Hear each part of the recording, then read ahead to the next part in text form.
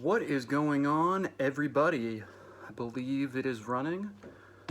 Right now I'm just using my phone until I get a new camcorder, but as I said in my last video, this first video we're just going to do some basic discussion in general on opiates versus opioids, but as well we're going to talk about just the opioid epidemic.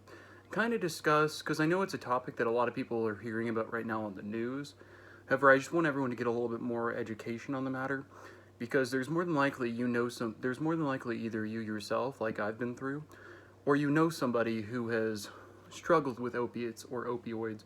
And let's discuss how this really even occurred, what the opioid epidemic is, and what I'm going to be actually reading from is it's by someone. It's Iwa King, a PhD, and it's listed under the CDC. I think the place that published its Analyst Answers Actions, www.aphl.org, so you can look it up if you want. Look over the PowerPoint. But I actually found this. I typically, sounds crazy, but sometimes it's hard to trust the CDC and the WHO and all these health organizations, especially in times of COVID, with all the switching back and forth on what's true, what's false, to wear a mask, not wear a mask. But this is one PowerPoint that I actually found. Give me 1 second. Got to put my ass. These things, if you're ever sitting on the ground, these ass pillows are amazing. Also for older people, really good to prevent pressure ulcers. So buy one. I'm not promoting this, but they're amazing. And for long car rides. Okay, let's get back to it. Okay. And once again, this might be a little everywhere because I don't do any cutting or editing. I don't have the equipment yet. But hopefully in the future I will. So we're going to kind of be looking at things, just some different things, discussing the differences between, like, just kind of what the difference between opiates, opioids are, the epidemic, overdose trends. I'll kind of touch into the opioids and their effects. Now I'm not really going to get into testing approaches, in the toxicology part in laboratories. But my point is this: I'm going to compare this, and then the next video I do, we will look into kratom, and then we'll end up comparing and contrasting opiates, opioids, and kratom, and what does kratom technically fall under? Meaning, is it opiate, opioid, which we can actually figure out right here. Kratom would technically be an opiate because it's natural, but I'll get into that in a second. So let's start from the beginning, where I want to. And I'm not going to go over the whole PowerPoint. I just want to touch on some topics that I think we should know about today. So there's a chart listed again by the CDC in this PowerPoint, describing the opioid overdose crisis. And this is the overdose deaths involving opioids in the United States between 2000 and 2016. Let me just put it this way. So how it looks is the deaths per 100,000 population from 2000 to 2016 skyrocketed. So let's put it this way. So deaths per 100,000. So in 2000 is when it started rising. So that's when, and it's not going to talk about it in here, but what happened was Florida's a big entrance point of a lot of new drugs. If you ever heard of things like, and this isn't opiates or opioids, but that's like where Flocka and everything came onto the scene. Anything new synthetic, K2, Cloud 9, all that bullshit. But the thing is, so from 2000 to 2016, you just see this skyrocket. And this is, and the first line I'm going to be describing is of any opioid. That is the highest increase. And these are the deaths per 100,000. So if you look at this, there was like, as it's describing, I mean, if you look at this, 300,000 to 500,000 deaths from 2000 to 2016, and this is of any opioid. Now we're going to go into the subdivisions of them. So other synthetic opioids, and I know you think, well, fentanyl, and keep in mind, in the any opioid line graph, fentanyl, all of them are included, but then they dive into actually synthetic opioids, which is fentanyl, tramadol, and that is actually out of the any opioid, any of them fall under, but the most specific type of surprisingly, synthetic opioid that people overdosed on that involved death was fentanyl, obviously, that's the easiest to overdose on, and tramadol's on here is another one. And the reason why I wanted to go over this is because I found that interesting, and yeah, I was thinking, like, well, it doesn't seem like it'd be that dangerous.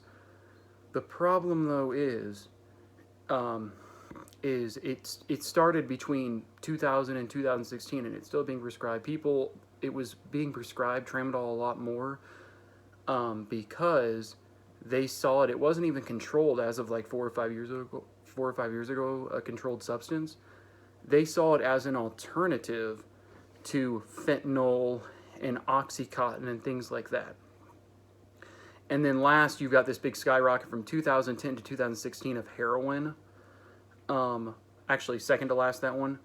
And you also have as well there's another category of commonly prescribed opioids. And keep in mind, this wasn't tramadol; was with the fentanyl, which is crazy, because there was a lot of tramadol-laced fentanyl that was going on as well.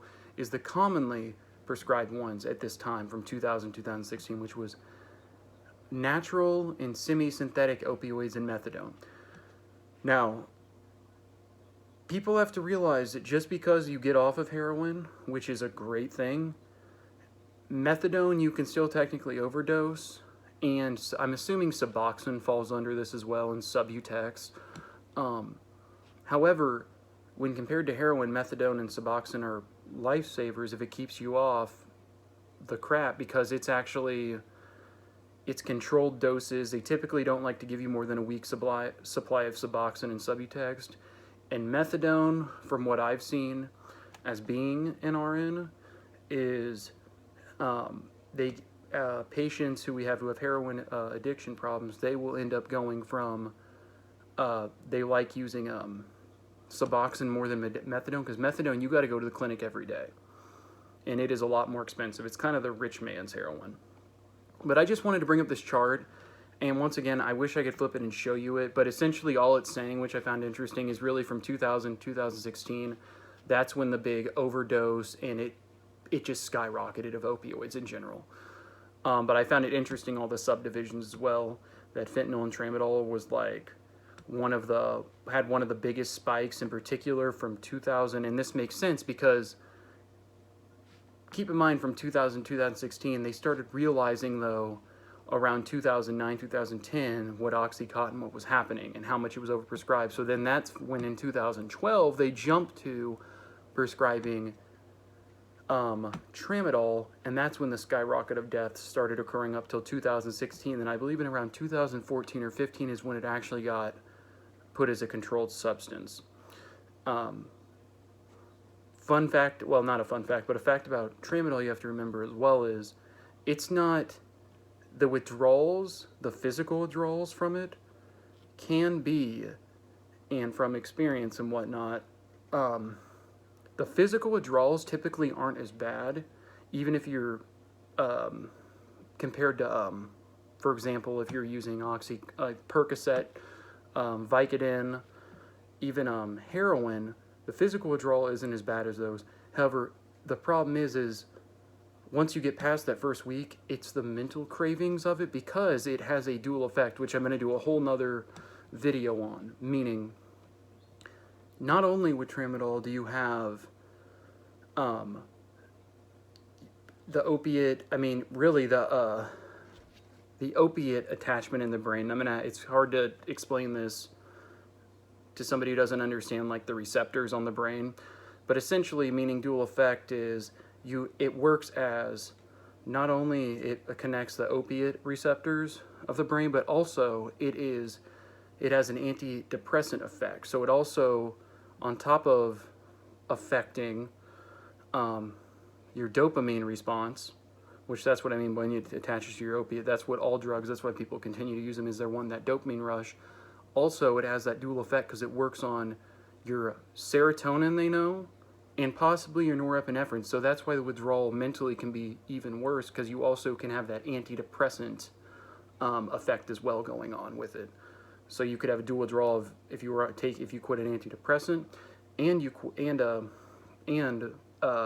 you're taking away that dopamine.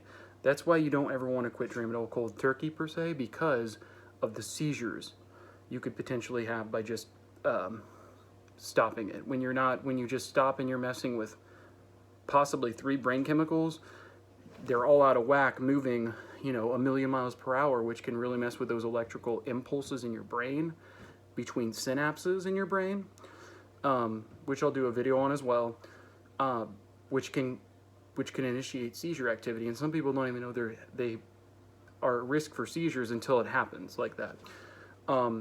So the next part I want to go into real quick, some of the big states where the opioid overdose crisis has been huge. You know, we've got Nevada, we've got New Mexico, Oklahoma. No surprise, I live in the Midwest, Missouri, and a big part of that is you don't have things like medical marijuana and stuff open to them. Although they're changing. Missouri, I know, is good for them. Tennessee, Kentucky. I mean, it's a lot of conservative states, unfortunately. No disrespect to them. I'm an independent, but I lean conservative on some issues. Pennsylvania, but the big state that was hurt the most, and they've got a great movie on, it's called Jacob's Ladder, is West Virginia. They were hit the most, especially with heroin. They still are there. And if I encourage you, if you live in West Virginia, I'm sure you've heard of the movie Jacob's Ladder on Netflix. Check it out. If you haven't, it's a great movie to start that transition if you're really wanting to recover. It really helped me. I remember I watched that like 5 or 6 times. It's on Netflix. It's called Jacob's Ladder. It's about the heroin problem there, and they actually they film from a recovery house and just everything they're doing to help some of these people on the streets recover and become active members of society again. Useful, productive. Some of them, relapse and slip.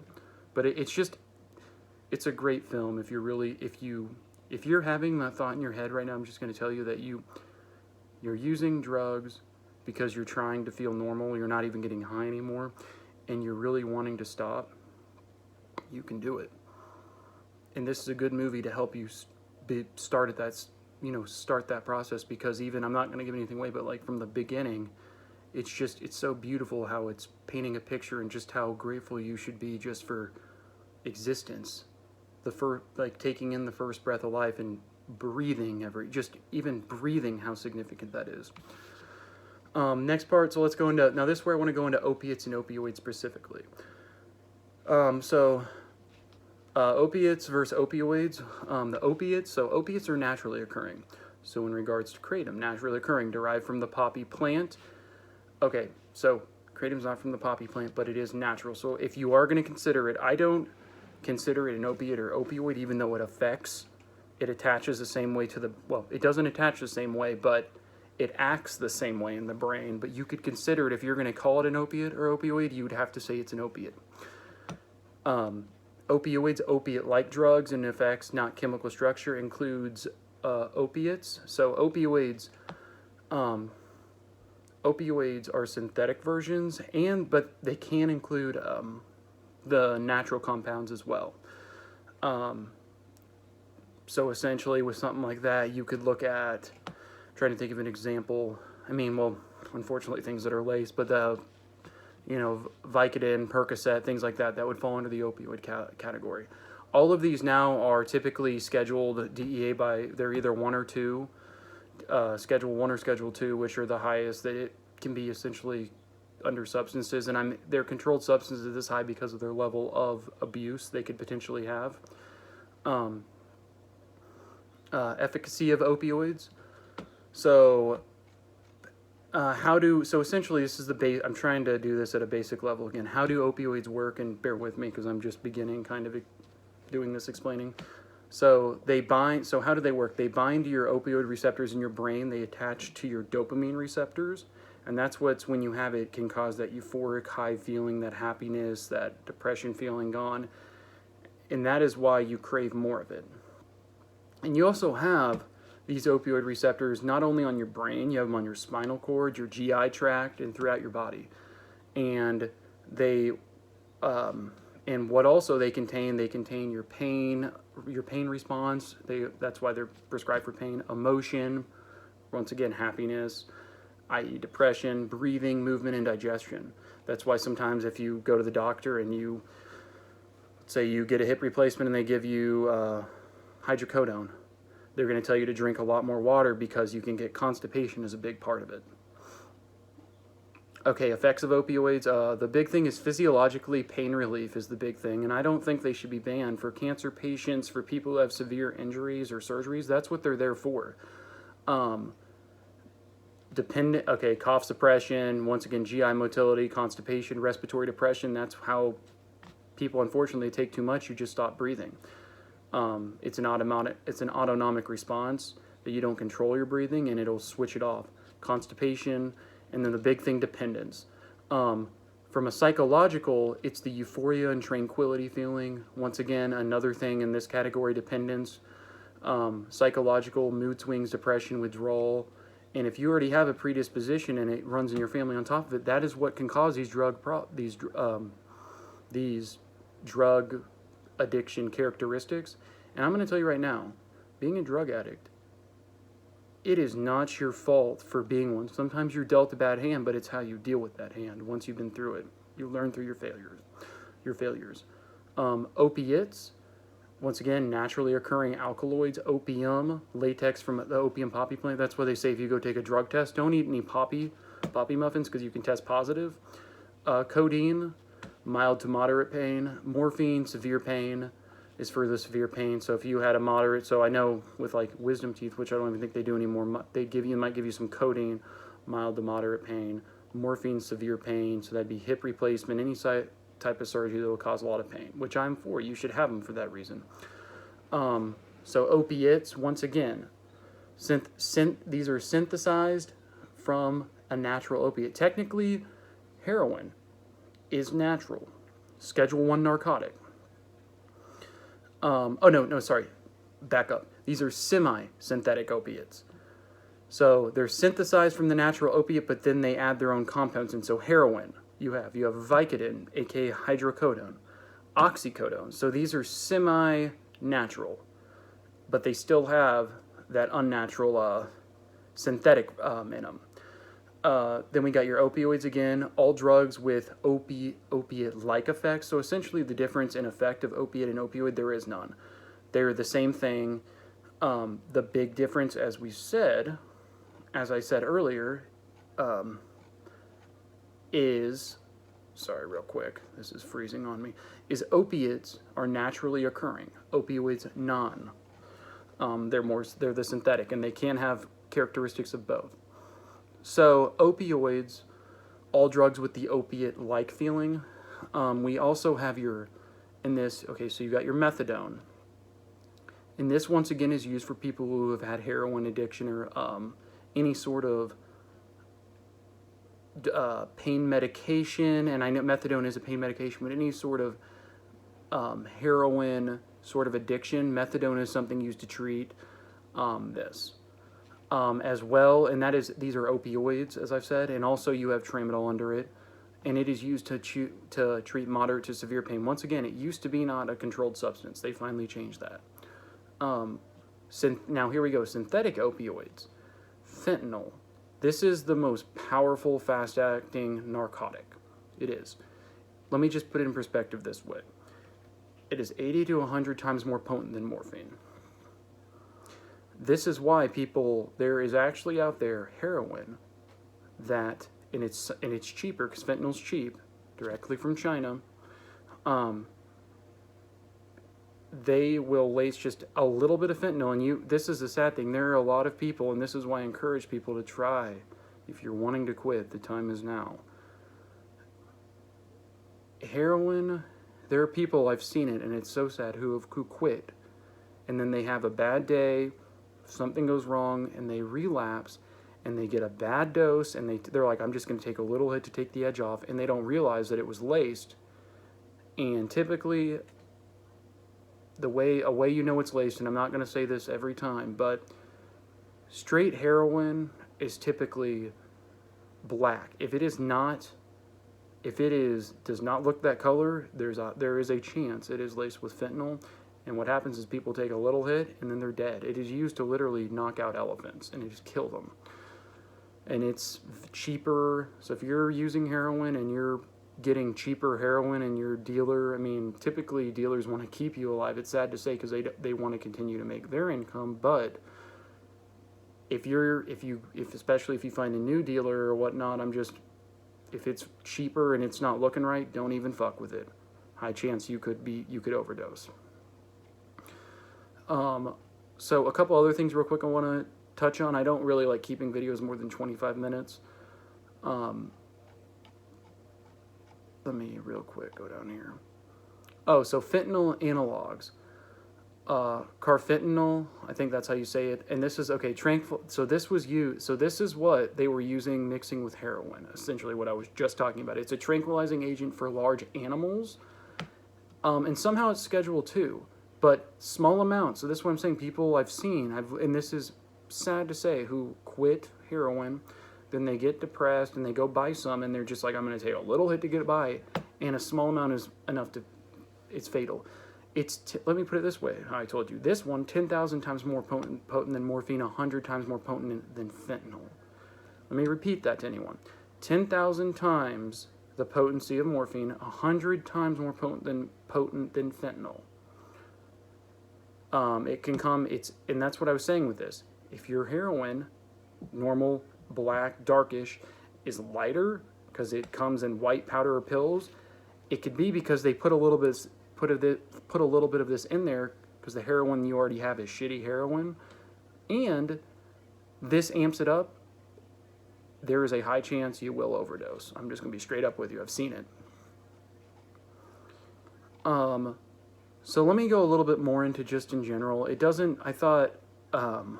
I want to go into a little bit more now into the war on drugs. So when this all started, it actually started before 2000, but when this all started, you have to understand why it started. Doctors found out that and this is unfortunate, there were doctors who found out, okay, they found something for pain, and aka the Sackler family is one of them, were telling doctors that it's not addicting. And doctors went along with it, and as it continued to happen and people kept dying and wanting more and more, because people were coming back to wanting more and more of it, and it wasn't even for treating the pain at this point. It was innocent people who were going in who had, had a tooth pulled, and then they go back, oh, can I get a little bit more? Doctors are doing it. And then they realized they kept coming back every single month for more and more and more. And before you know it, they couldn't get any more or whatnot, and then they go to heroin, and they realized that people were dying left and right from it. And this went on from, as I said, it started in the 90s and went till around 2016. Then the lawsuit amped up, and we're currently in one with Purdue right now. They owe millions and millions, and honestly, in my opinion, they should be completely bankrupt. And all that money from innocent, and this is how I feel about it, there were innocent people who were taking this because the doctor prescribed it to them originally, and that gene was turned on for them. Never would have happened to them. And look what happened.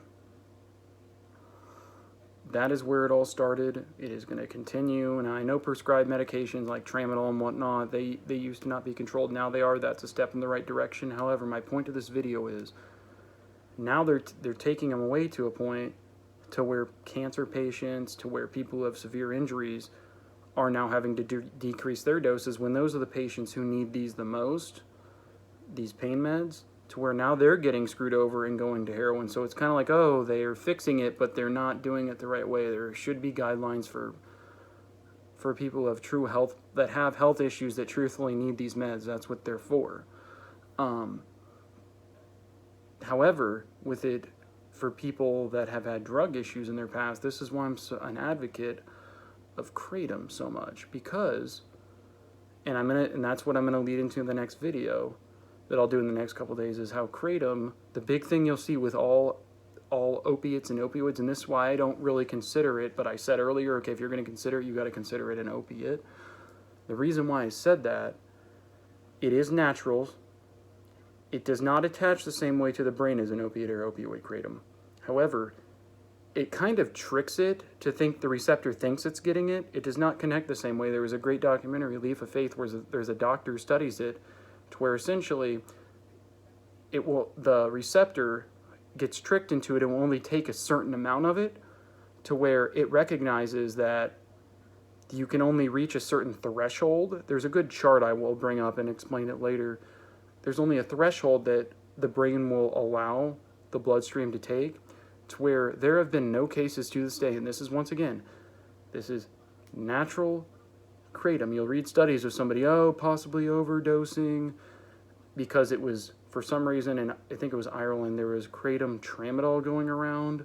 Or you'll read, kid died, what was his history? He was on top of it on antidepressants, Adderall, you name it, and then they blame the death on kratom. But kratom by itself, when it comes to respiratory depression or not breathing, I have not found one study. The only things I have found up to this date, legit studies, this isn't articles, this is studies. Never the opinion, it's like the press. You can never trust them. You have to go do your own research if you want the true results. I have not found anything saying that they're trying to find results in regards to, is respiratory depression there? There is none. There has not been any. Matter of fact, the one time when I first was quitting tramadol, I took a good amount. I took a big dose of kratom, and the worst thing you feel, if you take too much kratom, you'll know it, because you'll throw up and you'll feel nauseous, and then you won't do it again. Another thing is, over time, one significant thing I have found, and I'll pull up the study in the next video, as I told you, is over time with opiate and opioids, that you develop a tolerance, which is different than being addicted. A tolerance to a medication, meaning you got to up your dose because you have a tolerance. That's from a psychological level, everyone. Anything you take consistently, to reach the same effect, you're going to have to take more. However, kratom, as I was talking about earlier, there's only so much your brain will actually take. Over time, like when I used to, 4 or 5 doses a day when I first quit tramadol, over time, naturally, my dose decreased. And now, maybe once every couple days, sometimes when right now I can't, if I ever want to go to a bar, for example, with friends, and I don't drink, what I do is I'll take a dose of kratom, and for me, I've found that it actually controls the urge to ever drink. I was never a big drinker, but I tried one time quitting meds by drinking, and it did not work, but kratom has helped. So my point is they should keep these drugs, including natural hospital fentanyl, on the streets. Get it out. Heroin, of course, get it out. But they should keep these medications to where for certain groups they should be able to be prescribed. They have a time and they have a place. However, they should not just be, and they're not right now because of all the big lawsuits. Doctors right now are scared to be prescribed. Like even after surgeries, my fiance's my fiance's dad has just had a really bad surgery. It's to correct his foot, and they literally went in and had to completely restructure it and whatnot. And for his first surgery, this was even a couple of years ago, he was getting hydrocodone and whatnot. But with this big lawsuit going, this time he's getting half the dose, and his pain is even worse in his foot. The procedure took a lot longer, and what I'm advocating for is, for him, situations like that, he should have access to these for a month. That's what they're there for. But the point is, this is why it's so important we keep kratom legal, whether you love it or you hate it. I will tell you this, if it gets banned ever, you will see another one of these graphs that I was just describing, and you're going to see if it ever happens. Let's just say it happened in 2021, from where it was somewhat leveling out on deaths to going whoosh. Now I know I don't have to, I'd be fine. I don't need to take it anymore, but I still like it at my disposal for a day when I get, if something significant happens, like, I know I have to deal with it on my own, but it's still nice to have, to where if I do have a horrible day, instead of doing something stupid, when I've been sober now for over 2.5, 3 years now, I believe. And what I mean from that is anything, I don't take anything except kratom. My point to this is, it's nice to know to at least have access to that. Because for me, because there's going to be days you're going to have horrible days, and that's when people relapse for whatever reason. You just have a bad day, you're feeling depressed, and I'd rather have a more natural solution than go to a psychiatrist and go get an antidepressant and then just have to rely on another pill. That's just my preference. And for anyone else, like as I said, if methadone, Suboxone works for you and you've had a heroin issue, that is great. Anything that makes you, in my opinion, a recovery for anyone is getting off something where they couldn't live a normal life, and if they are a productive member of society, all power to them. This is why we need to keep it legal for generations to come, because I don't want to see another one of these horrible epidemics. So the next video, I know I went a little longer than I wanted. The next video will be we will be discussing Kratom in relation to this video. Once again, if you liked the video, please like and subscribe. Please like and subscribe to the channel if you would. Or even leave a comment. And if there's any topic you're wanting me to specifically talk about, because as I said in the last video, this is really going to be education, this part of my channel. Then it will eventually branch out from from like the other stuff I like, which is fantasy sports. If there's anything you want me to talk about, whether it be, you know, stimulants, anything specific about whatever medication you're on, and if you aren't finding the answers you want, meaning you're confused on how it works, just put in a comment, and I will make a video about it, because this is what I like to do. I'm an RN as it is. I've taken pharmacology, pathophysiology, so I can explain it. What I'm going to be working on is how I bounce around sometimes from topic to topic, and explaining it on a level that most people can understand, so I can break it down and eventually do visuals and stuff in the background, and do graphs and whatnot. But once again, yeah, please, if you would, like and subscribe, and I'll do another video over Kratom specifically in the next video. The one thing I will not do, though, as I've said, is when it comes to Kratom, I will give you the research aspect, but when it comes to my dose and everything, I don't give advice that way. You'll have to find what works for you if you're interested in it.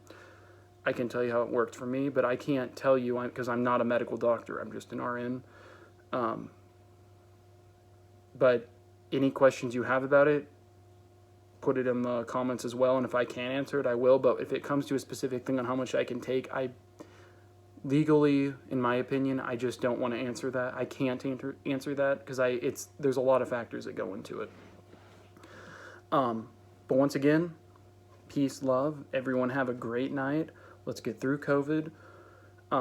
Feel bad for everyone in California with these lockdown orders for you. It's rough, but you'll make it through. But this is why I'm doing this channel, so we can all get together as a group in recovery. Even if you're in active addiction and you're seeing this and you're wanting to recover, just start watching some of the videos, ask questions, and I'll answer them as I can. Peace and love. This is right now DFS Sports and Randomness with Adam. Channel will be moved over in a little bit. I love you all. Have a great night.